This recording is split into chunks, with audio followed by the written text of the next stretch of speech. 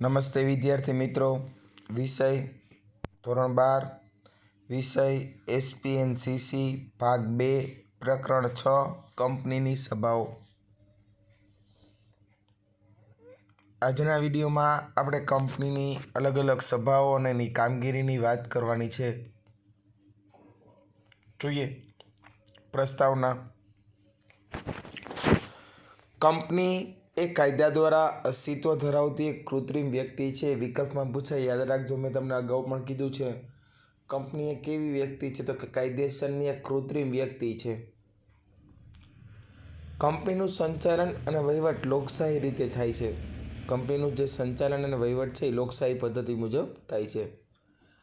કંપનીની સુચારી કામગીરી માટે જરૂરી તમામ નિર્ણયો કરવાની સત્તા કંપનીના શેરધારકોને છે. કંપનીની સુચારી એટલે બધી જ કંપનીની બધી કામગીરી માટેની જરૂરી તમામ નિર્ણયો કરવાની સત્તા એ કંપનીના શેરધારકોની છે. કારણ કે કંપનીના શેરધારકો એ જ કંપનીના સાચા માલિકો છે.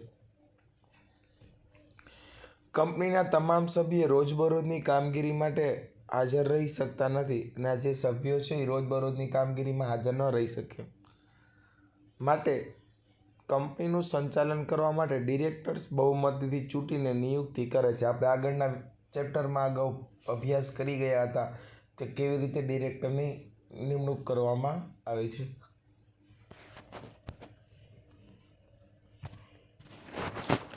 નવી સ્થપાયેલી કંપનીએ કંપની શરૂ કર્યા પછી પ્રથમ સામાન્ય સભા બોલાવવી અનિવાર્ય છે. જો કંપનીએ ડિબેન્ચર બહાર પાડ્યા હોય તો તેમના હિતના રક્ષણ માટે ડિબેન્ચર ધારકોની પણ સભા બોલાવવી પડે. જો કંપની ડિબેન્ચર દ્વારા પણ ઓછીના નાણાં મેળવ્યા હોય તો ડિબેન્ચરની પણ સભા બોલાવવી પડે. કંપની વિસર્જન સમયે પણ જરૂરી સભાઓ બોલાવી અને ચર્ચા વિચારણા કરી અને આખરી નિર્ણય લેવો પડે. કંપનીની સ્થાપના થઈ ત્યારથી લઈ અને કદાચ કંપનીનું વિસર્જન થાય, કંપની બંધ કરી દેવી પડે ત્યારે પણ સભા બોલાવવી પડે છે. આમ કંપનીની સ્થાપના થયા પછી રોજબરોજની કામગીરી, વાર્ષિક કામગીરી, વ્યૂહાત્મક નિર્ણયો વગેરેમાં કંપનીની વિવિધ સભાઓની કામગીરી ખૂબ જ મહત્વની ધરાવે છે. એટલે દરેક પ્રવૃત્તિઓ માટે કંપનીની સભા બોલાવવી શું હોય છે? અનિવાર્ય હોય છે. અર્થ: સભા એટલે જ્યારે બે અથવા બેથી વધારે વ્યક્તિ એક જ જગ્યાએ સાથે મળે, ચર્ચા વિચારણા કરે અને એક સર્વસામાન્ય મુદ્દા અંગે બહુમતીથી નિર્ણય લે એને સભા કહેવાય. જો સભા એટલે શું? તો કે જ્યારે બે કે બેથી વધારે વ્યક્તિ એક જ જગ્યાએ સાથે મળી, ચર્ચા વિચારણા કરે અને સર્વસામાન્ય મુદ્દા અંગે બહુમતીથી નિર્ણય લે. કોઈ એક મુદ્દો હોય ને બહુમતીથી બધા પોતાની રીતે નિર્ણય લે એને સભા કહેવાય. કંપનીના સભ્યોની વૈધિક અને અવૈધિક સભા બોલાવીને તેમાં જુદા જુદા પ્રશ્નની ચર્ચા વિચારણા કરી નિર્ણય લેવામાં આવે છે. વૈધિક સભા એ ચોક્કસ તારીખે, ચોક્કસ સમયે, ચોક્કસ સ્થળે, ચોક્કસ મુદ્દાઓ અથવા એજન્ડા પર ચર્ચા વિચારણા કરી નિર્ણય લે તેવું કાર્ય છે. વૈધિક સભામાં તો કે ચોક્કસ તારીખ, ચોક્કસ સમય, ચોક્કસ સ્થળે, ચોક્કસ મુદ્દાઓ, એજન્ડાઓ એટલે મુદ્દાઓ પર ચર્ચા કરી અને નિર્ણય લે તેવું કાર્ય કરે છે. કંપનીની સભાના પ્રકારો જોઈએ. જો કંપનીની સભાના મુખ્ય 3 પ્રકારો છે. પહેલું છે શેરહોલ્ડરની સભા, ડિરેક્ટરની સભા અને ખાસ સભાઓ. કંપની સભાના 3 પ્રકાર. પહેલું શેરહોલ્ડરની સભા, ડિરેક્ટરની સભા અને ખાસ સભાઓ. શેરહોલ્ડરની સભાના 3 પ્રકાર.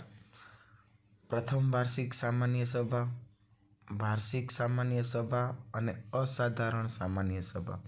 જો ફરીથી કહું, શેરહોલ્ડરોની સભા, ડિરેક્ટરોની સભા અને ખાસ સભાઓ. શેરહોલ્ડરની સભામાં 3: પ્રથમ વાર્ષિક સામાન્ય સભા, વાર્ષિક સામાન્ય સભા અને અસાધારણ સામાન્ય સભા. ડિરેક્ટરની સભામાં 2: સંચાલક મંડળની સભા અને સમિતિની સભા. ખાસ સભાઓમાં 3: વર્ગ સભા, લેણદારની સભા અને કંપની વિસર્જન સમયની સભાઓ. હવે આપણે એક એક સભાઓની વાત કરતા જઈએ. હવે આપણે વાત કરવાની છે શેરહોલ્ડરોની સભાઓ. કંપનીના શેરહોલ્ડર્સ એ કંપનીના ખરા માલિકો છે. ખરા એટલે સાચા. તેથી તેમની સભા ખૂબ જ મહત્વની છે. કંપની ધારા 2013માં તે અંગેના વિવિધ જોગવાઈઓ કરવામાં આવેલી છે. શેરહોલ્ડરોને નીચે પ્રમાણેની સભાઓ થાય છે. શેરહોલ્ડરોની 3 સભાઓ બોલાવવામાં આવે છે.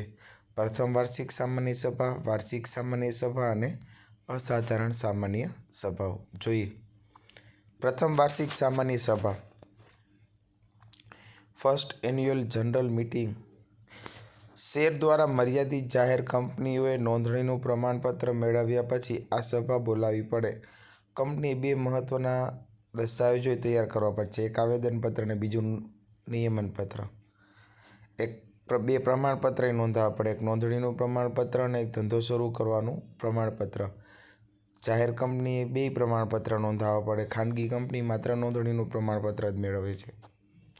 કંપનીએ સભા પ્રથમ નાણાકીય વર્ષના અંતથી 9 માસના સમયગાળા દરમિયાન યોજવી જોઈએ.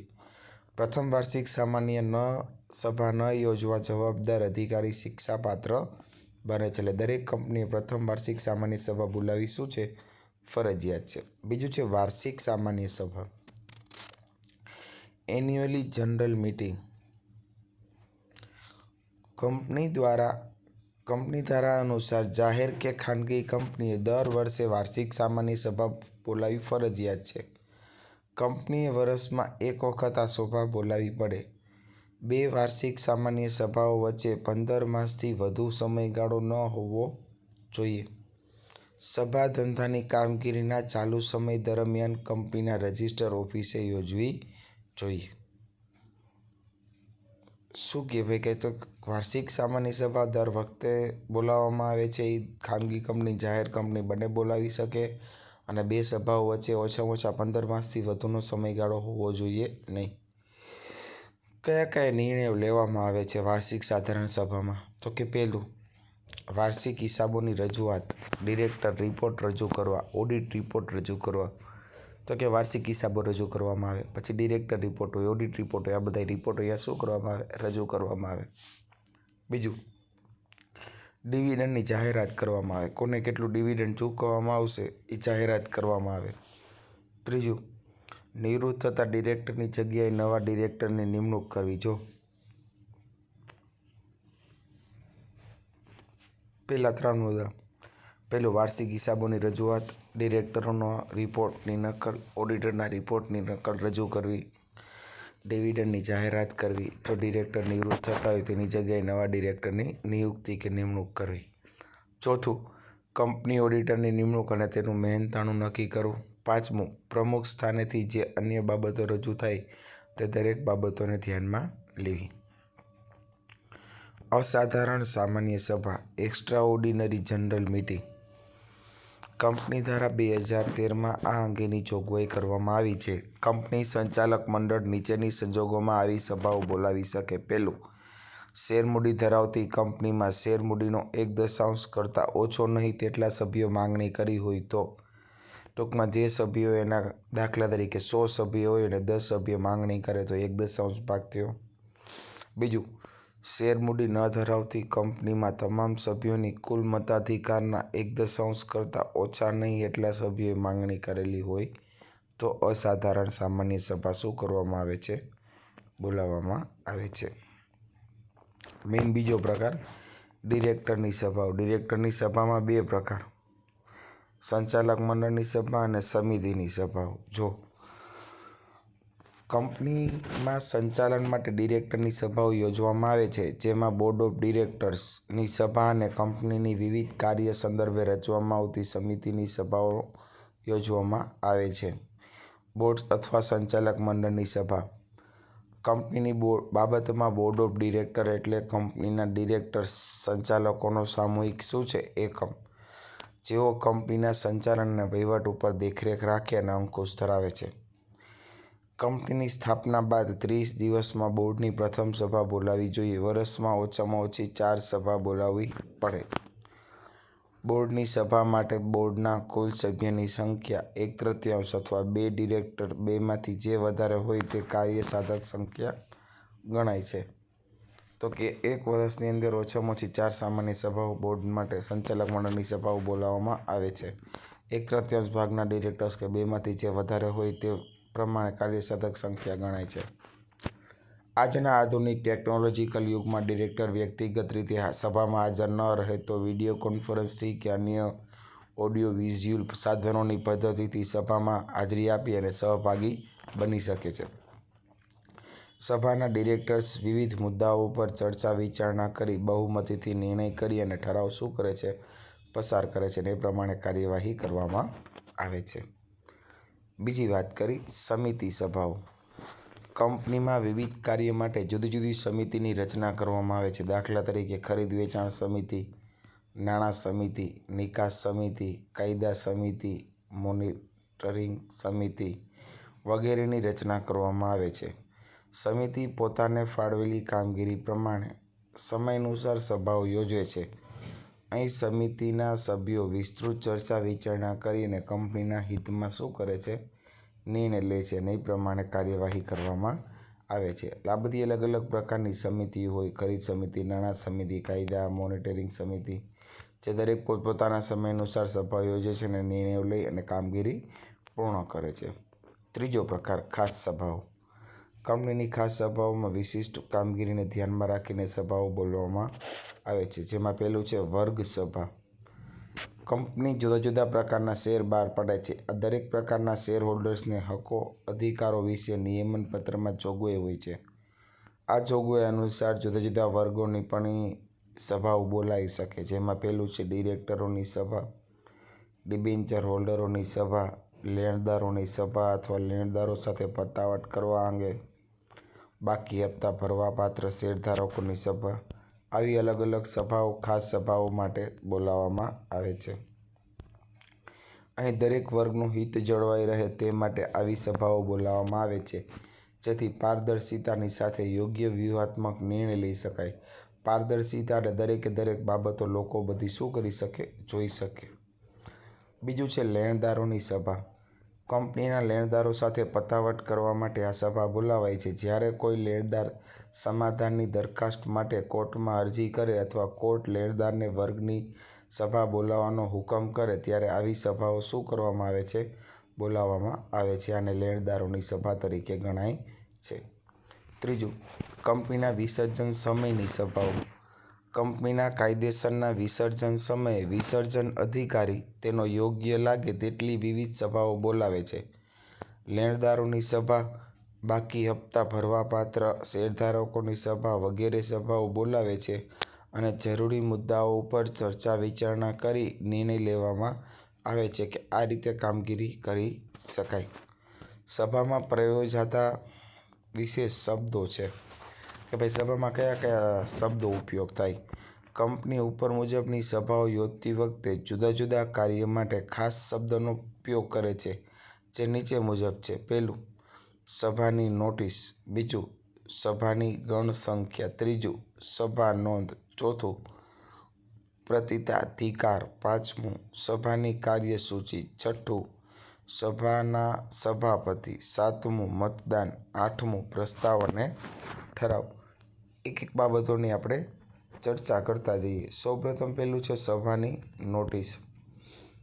સભાની નોટિસ એટલે શું? નોટિસ એટલે કંપનીની સભામાં હાજર રહેવા હકદાર સભ્યો માટે ડિરેક્ટર્સ કે અન્ય કોઈ વ્યક્તિને સભા અંગેની જાણકારી આપવા માટે કરવામાં આવતો એક લેખિત પરિપત્ર. શું કીધું? નોટિસ એટલે કંપનીની સભામાં હાજર રહેવા હકદાર સભ્ય માટે ડિરેક્ટર્સ કે અન્ય કોઈ વ્યક્તિને સભા અંગેની જાણકારી આપવા માટે કરવામાં આવતો લેખિત પરિપત્ર એટલે એને નોટિસ કહેવાય. એનો હેતુ શું? તો કે નોટિસમાં સભા અંગેની પ્રાથમિક માહિતી આપવામાં આવે છે. નોટિસમાં સભા અંગેની પ્રાથમિક માહિતી અપાય. બીજું, આ નોટિસના આધારે સભ્યો સભામાં હાજર રહેવું કે નહીં તે નક્કી કરે છે. એક તો એ સભાની નોટિસમાં પ્રાથમિક માહિતી આપે છે. બીજું, નોટિસના આધારે સભ્યોએ સભામાં હાજર રહેવું કે નહીં તે પોતે નક્કી કરે છે. ત્રીજું, સભા અંગે કાર્યસૂચિ અથવા એજન્ડા આપવા. કાર્યસૂચિ અથવા એજન્ડા એટલે શું? સભામાં કયા કયા મુદ્દાઓ ઉપર ચર્ચા વિચારણા કરવાની છે, એટલે સભાની કાર્યસૂચિ શું છે એને અગાઉથી જાણ કરવી પડે. ચોથું, સભામાં રજૂ થનાર ઠરાવની તરફેણ કે વિરુદ્ધમાં મત આપવો તો તે અંગે સભ્યો નિર્ણય લઈ શકે તે માટે પણ બાબતોનો ઉલ્લેખ કરી દે છે. પાંચમું, સભ્યને યોગ્ય સમય આપવા માટે. હવે આ તો નોટિસ એટલે શું, એના હેતુઓ જોઈએ. હવે આપણે વાત કરી નોટિસની મુદ્દત કેટલા સમયની હોય છે. કંપનીએ કોઈપણ પ્રકારની સભા બોલાવતા પહેલાં તેના સભ્યને 21 દિવસ અગાઉ નોટિસ આપવી પડે, જે લેખિત અથવા નક્કી કરેલા ઇલેક્ટ્રોનિક માધ્યમથી પણ આપી શકાય. નોટિસની વિગતો: પહેલું, સભાની તારીખ અને દિવસ. બીજું, સભાનું સ્થળ. ત્રીજું, સભાનો સમય. ચોથું, સભામાં કામ કરવાના કાર્ય અંગેની સૂચિ. નોટિસ આપવા અંગેની સત્તાઓ જો. પહેલું, કંપનીના ડિરેક્ટરોને સભા અંગેની નોટિસ માટે મંજૂરી આપવાની સત્તા છે. કંપનીના સેક્રેટરી જ્યારે આવી નોટિસ પાઠવે ત્યારે નોટિસમાં બોર્ડના હુકમથી એવું લખાણ લખવું પડે છે કે જેમાં કંપનીમાં મેનેજિંગ ડિરેક્ટર્સને આ અંગે જરૂરી સત્તા આપવામાં આવેલી હોય તો પોતે પણ નોટિસ આપી શકે છે. જો કંપની લો બોર્ડ કે મધ્ય સરકાર સભા બોલાવે તો જે તે જવાબદાર અધિકારી તેમની વતીથી નોટિસ આપી શકે છે. એટલે નોટિસ આપવાની સત્તા પણ કોને હોય, કોણ આપી શકે, બોર્ડના હુકમથી આપી શકે છે એવું મેનેજિંગ ડિરેક્ટર એમાં સ્પષ્ટપણે લખેલું હોય છે. સભાની નોટિસ કોને, ક્યાં અને કેવી રીતે આપવી, તો કે નોટિસ કોને આપવી. પહેલું, સભાના દરેક સભ્યને તેમજ મૃત્યુ અને નાદાર પામેલા સભ્યની કાનૂની પ્રતિનિધિને આપવી. સભાના દરેક સભ્યને આપવા. પછી જો કોઈ સભ્ય એવો છે કે જે મૃત્યુ પામ્યો છે અથવા નાદાર થયો છે તો એના વતી કોઈનો વ્યક્તિ વારસદાર તરીકે હોય, આ દરેકને સભાઓ આપવી. બીજું, કંપનીના ઓડિટર્સ, ગૌણ કંપનીના દરેક ડિરેક્ટર્સ, ઓડિટર્સને પણ સભાઓ આપવી. સભાની નોટિસ કોને આપી શકાય જો. પહેલું, સભાના દરેક સભ્યને તેમજ મૃત્યુ અને નાદાર પામેલા સભ્યના કાનૂની પ્રતિનિધિને આપવી. સભાના દરેક સભ્યને આપવી અથવા જો મૃત્યુ પામ્યો છે કે નાદાર થયો છે એના કાનૂની સભ્યને પણ આપવી. બીજું, કંપનીના ઓડિટર્સ, ગૌણ કંપનીના ડિરેક્ટર અને ઓડિટરને પણ આપી. કંપનીના ઓડિટર્સોને આપી અને આપણી જો ગૌણ કંપની હોય, બીજી પેટા કંપની હોય તો એના ડિરેક્ટર કે ઓડિટરોને પણ આપી. ત્રીજું, આવી નોટિસ મેળવવા હકદાર કોઈ પણ વ્યક્તિને અથવા નોટિસ મેળવનાર અહીંયા કોઈ હકદાર વ્યક્તિ છે તો એને પણ આપવી. ચોથું, સંયુક્ત નામથી શેર ધરાવતા હોય તેવા કિસ્સામાં સભ્યપત્રકમાં જેનું નામ પ્રથમ હોય તેને આપવી. સંયુક્ત શેરધારકો હોય તો આવા સંજોગોમાં જે શેરધારકનું નામ પહેલું હોય તેને આપવી. નોટિસ ક્યાં, તો કે કંપનીની રજિસ્ટર ઓફિસે શેરહોલ્ડરોને નોંધાયેલા સરનામે નોટિસ મોકલવી. કંપનીના રજિસ્ટરમાં જે શેરહોલ્ડરોનું જે સરનામું છે ત્યાં મોકલવી. નોટિસ કેવી રીતે આપી શકાય, તો કે નોટિસ ટપાલ દ્વારા આપી શકાય, સ્થાનિક વર્તમાનપત્રમાં જાહેર નોટિસ દ્વારા પણ આપી શકાય અથવા સભાની નોટિસ હાથોહાથ પણ આપી શકાય છે. સભાની નોટિસ અંગે સેક્રેટરીની ફરજો શું છે, કે સેક્રેટરીએ એના માટે શું કાર્ય કરવું પડે, તો કે સભામાં હાજર રહેવા હકદાર દરેક સભ્યને 21 દિવસ પહેલાં નોટિસ મોકલી દેવી જોઈએ. બીજું, સભાની નોટિસનો નમૂનો પણ તૈયાર કરવો પડે. એક તો 21 દિવસ પહેલાં મોકલવી, પછી એનો નમૂનો તૈયાર કરવો. વાર્ષિક સામાન્ય સભાની નોટિસ સાથે સાથે વાર્ષિક હિસાબોની નકલ, ડિરેક્ટર્સનો રિપોર્ટ, ઓડિટરનો રિપોર્ટ, ચેરમેનશ્રીનું નિવેદન, પ્રવચનની કોપી વગેરે બાબતો પણ અહીંયા મોકલી આપવી પડે છે.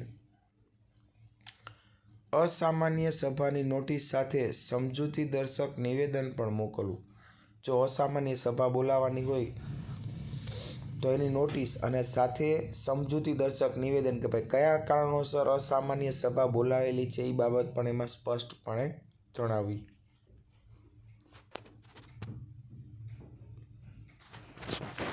શેરહોલ્ડરોને મંજૂરી અન્વયે કરવાના કાર્યોની યાદી અને ઠરાવનો મુસદ્દો પણ તૈયાર કરવો. શેરહોલ્ડરોની મંજૂરી માટે કયા કયા કાર્યો કરવાના છે એની એક યાદી, એનો મુસદ્દો એટલે મુદ્દાઓ પણ તૈયાર કરીને મોકલવા. ચેરમેન જે બાબત રજૂ કરે બાબતનો પણ એમાં સ્પષ્ટપણે તમારે શું કરવાનો? ઉલ્લેખ કરવાનો. હવે છે કાર્યસૂચિ. કાર્યસૂચિ એટલે શું? કંપનીની સભામાં જે કાર્ય કરવાના હોય તે કાર્યની યાદીને કાર્યસૂચિ કહે છે. એટલે કે સભામાં જે કાર્યો હાથ ધરવાના હોય તેનો ક્રમ દર્શાવે છે. તેને સભાના એજન્ડા તરીકે ઓળખવામાં આવે છે. કાર્યસૂચિ એટલે એજન્ડા, બીજું કંઈ નહીં. એના હેતુઓ જોઈએ. કંપની તેની જે તે સભાને સભ્યોને નોટિસ સાથે આ કાર્યસૂચિ મોકલે છે, જેથી સભામાં કયા કાર્યો હાથ ધરવાના છે તેની માહિતી સભ્યને મળી જાય છે. સભ્યો પોતાના અભિપ્રાય અંગે ચર્ચા વિચારણા કરી શકે છે, જેથી સભાની કાર્યવાહી સરળતાથી ક્રમશઃ પૂર્ણ થઈ શકે અને કોઈ મહત્ત્વનું કાર્ય બાકી રહી જતું નથી કે કોઈ કાર્ય બેવડાતું નથી. આ બાબતોનો પણ એમાં સ્પષ્ટપણે ઉલ્લેખ કરવામાં આવે છે. મહત્ત્વની વાત કરી. કાર્યસૂચિ પ્રમાણે કાર્ય હાથ ધરી શકાય. જે કાર્યસૂચિ છે એ પ્રમાણે આપણે કાર્ય હાથ ધરી શકીએ છીએ. બીજું, ક્રમશઃ કાર્ય કરવાના સરળતા રહે અને એકબીજા સાથે જોડાયેલા કાર્યને સંકલિત કરી શકાય. એક તો ક્રમશઃ કાર્ય કરવાની સરળતા રહે, પ્લસ એકબીજા સાથે જોડાયેલા કાર્યને શું કરી શકાય? સંકલિત કરી શકાય. એક સાથે તમે જોડાણ કરી શકાય. ત્રીજું, સભા દરમિયાન ચેરમેન અને સેક્રેટરી કાર્યસૂચિ ઉપર પોતાની નોંધ રાખે છે. જ્યારે પણ સભાઓ બોલાવવામાં આવે છે ત્યારે ચેરમેન સેક્રેટરીની કાર્યસૂચિ ઉપર પોતાની હિસાબી અસરોની નોંધ રાખી શકે છે. આ એના મહત્ત્વના મુદ્દાઓ છે. હવે વાત કરી સેક્રેટરીની ફરજો. કંપનીના સંચાલક મંડળ સાથે ચર્ચા વિચારણા કરી કાર્યસૂચિ તૈયાર કરવામાં આવે છે. બીજું, કાર્યસૂચિની પદ્ધતિ નક્કી કરવી પડે છે. એક તો જો સંચાલક મંડળ સાથે ચર્ચા વિચારણા કરીને કાર્યસૂચિ તૈયાર કરે. બીજું, કાર્યસૂચિની પદ્ધતિ નક્કી કરવી પડે. ત્રીજું, સભા ચાલુ હોય તે સમય દરમિયાન કાર્યસૂચિમાં દર્શાવેલા કાર્ય અંગે થયેલા વ્યવહારોની નોંધ કરવી પડે. આ બધી સેક્રેટરીની ફરજો છે. એક તો ચર્ચા વિચારણા કરવા માટે કાર્યસૂચિ તૈયાર કરવી પડે, કાર્યસૂચિની પદ્ધતિ નક્કી કરવી પડે, સભા ચાલુ છે તો કાર્યસૂચિમાં કઈ બાબતોના કેટલા નિર્ણયો લીધા છે એ દરેક બાબતોની એને નોંધ કરવી પડે. ચોથું, મહત્ત્વની બાબત અંગે સભાનું ધ્યાન દોરવું કે ભાઈ આ મહત્ત્વની ચર્ચાઓ ચાલી રહી છે. સભા માટે કાનૂની બાબતો અંગે પણ એને ધ્યાન દોરવું જોઈએ કે ભાઈ આટલી કાનૂની જોગવાઈઓનું પાલન કરવું પડશે. બેઠક વ્યવસ્થા ગોઠવવી, એજન્ડા અંગે સભ્ય જે વિગતો માગે તે આપવી, હાજર સભ્યની સહી લેવી અને મુસદ્દામાં જરૂરી ફેરફાર કરી આખરી ઠરાવ અને તેની મંજૂરી લેવી, અને છેલ્લે સભ્યનો આભાર પણ વ્યક્ત કરવો. હવે વાત કરી સભાની ગણસંખ્યાઓ. કંપનીની સભાના કામકાજ માટે ઓછામાં ઓછા અમુક સભ્યોની હાજરી જરૂરી છે, જેથી સભાની કામગીરીને કાયદેસર ગણી શકાય. તેને ગણસંખ્યા, કાર્યસાધક સંખ્યા કે કોરમ તરીકે ઓળખવામાં આવે છે કે ભાઈ અમુક નિશ્ચિત આટલા વ્યક્તિ તો હોવા જોઈએ. એ ગણસંખ્યા, કાર્યસાધક સંખ્યા કે કોરમ તરીકે ગણાય છે. આજના કમ્પ્યુટર, ઇન્ટરનેટ ટેકનોલોજી, આધુનિક માધ્યમોથી વિડીયો કોન્ફરન્સ કે અન્ય ઓડિયો વિડીયો વિઝ્યુઅલ સાધનોની માધ્યમથી ડિરેક્ટરોની સભામાં ડિરેક્ટર્સની હાજરીને કોરમ ગણી લેવામાં આવે છે. મહત્ત્વની વાત કરી. દરેક સભામાં ઓછામાં ઓછા અમુક સભ્યની હાજરી અનિવાર્ય છે. તેના અભાવે સભાનું કામકાજ કાયદેસર ગણાતું નથી અને સભા શું કરવી પડે? મુલતવી રાખવી પડે. એટલે સભામાં ઓછામાં ઓછા અમુક સભ્યની તો હાજરી રાખવી જ પડે. તેના અભાવે સભાનું કામકાજ કાયદેસર ન ગણે અને સભા ઘણીવાર શું કરવી પડે? મુલતવી રાખવી પડે.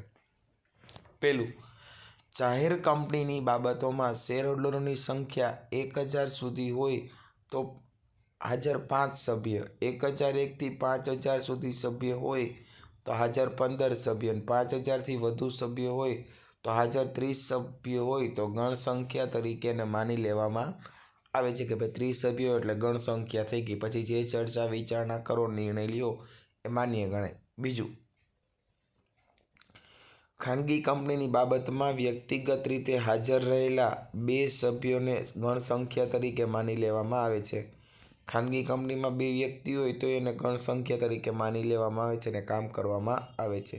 ત્રીજું, મોકૂફ રખાયેલી સભા જ્યારે મળે ત્યારે નિયત સમયથી 30 મિનિટમાં કાર્યસાધક સંખ્યા ન થાય તો હાજર રહેલા સભ્યોની સંખ્યાને જ કાર્યસાધક સંખ્યા ગણી લેવામાં આવે છે અને સભાની કાર્યવાહી પૂર્ણ કરવામાં આવે છે.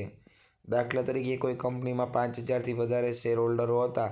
સભા બોલાવવામાં આવી પણ સભા દરમિયાન 30 સભ્યો હોવા જોઈએ બદલે 15 સભ્ય જ હતા.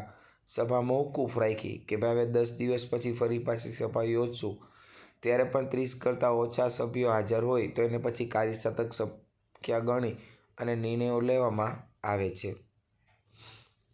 એક જ વ્યક્તિની કંપનીના સંદર્ભમાં ઉપરની કોઈ પણ જોગવાઈઓ લાગુ પડતી નથી.